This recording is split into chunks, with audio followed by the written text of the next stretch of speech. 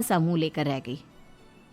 कोई चिट्ठी आई है, माँ जी तुमसे पढ़वाना चाहती है, बस इसलिए बुला रही हैं। मुंह टेढ़ा करके तनुजा मंजरी का मजाक बनाती हुए कहती है, अनपढ़ कहीं की। तनुजा का ऐसा बर्ताव देखकर बड़ी बहू बहुत दुखी होती है। तनुजा को अपनी पढ़ाई का घमंड इतना हो गया कि अब वो घर के कोई काम नहीं करती और अपनी जिठानी का मजाक बनाती रहती। तनुजा का ये बर्ताव अब उसकी सास को भी नजर आने लगा था। एक दिन शांति ने अपनी बड़ी बहू से कहा, मंजरी, तनुजा हर समय तुम्हारा मजाक उड़ाती है, तुम्हें गुस्सा नहीं आता क्या? आता तो है माँ जी, लेकिन मैं क्या करूं? जब भी उसे कुछ बोलती हूँ वो और भी जली कटी बातें मुझे सुनाकर चली जाती है। मैं उसे अपनी छोटी बहन की तरह प्यार करती हूँ, लेकिन उसके दिल में मेरे लिए कोई इज्जत नहीं। बहू, तूने वो कहावत सुनी है, जुल्म करने वाले से ज्यादा जुल्म सहने वाला अपराधी होता है।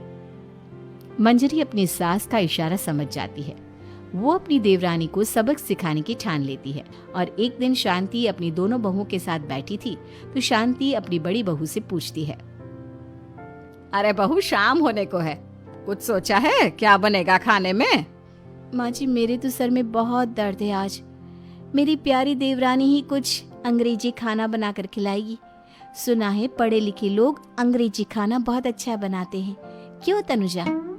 इतना कहकर मंजरी अपनी सास की ओर देखकर मुस्कुरा दी।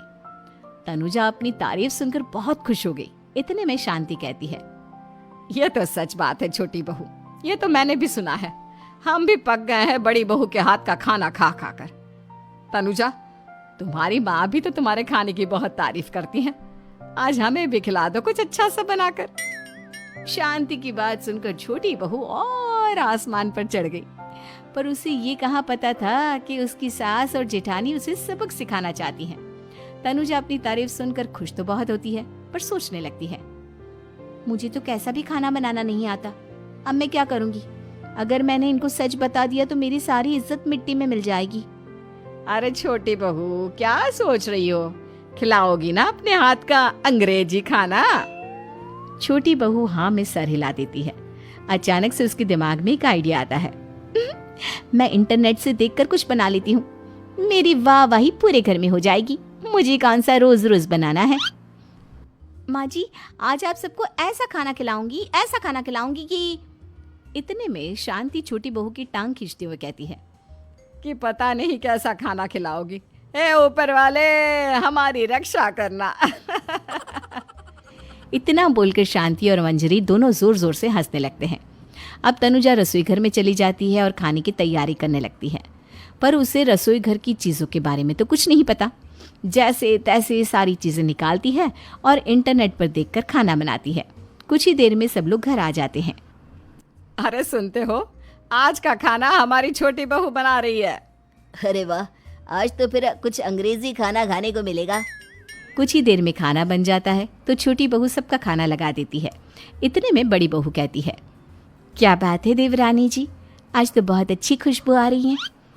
ये बात तो सही कही बड़ी बहू तूने, खुशबू तो अच्छी है, ऐसी खुशबू तो मेरे खाने में भी नहीं आती। सब मिलकर छोटी बहू की बहुत तारीफ करते हैं और छोटी बहू 7वें आसमान पर बैठ जाती है। अब सभी खाना खाते हैं। जल्दी जल्दी दो, अब तो मुंह में पानी आ रहा है। हाँ, मुझसे भी नहीं रुका जा रहा। जैसे ही सोहन एक निवाला खाता है तो उसकी आंखों से पानी आने लगता है। ये देखकर शांति सोहन से पूछती है, क्या हुआ जी, खाना इतना अच्छा बना है कि आंखों से पानी आ गया?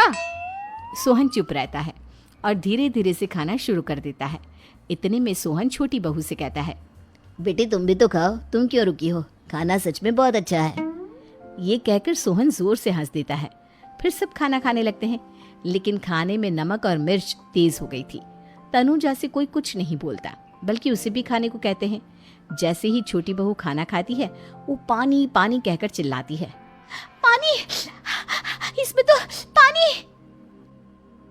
ये खाना तो सच में इतना अच्छा बना है कि हमारे साथ साथ देवरानी जी भी इसके स्वाद को कभी नहीं भूल पाएंगी। सही कहा बहू।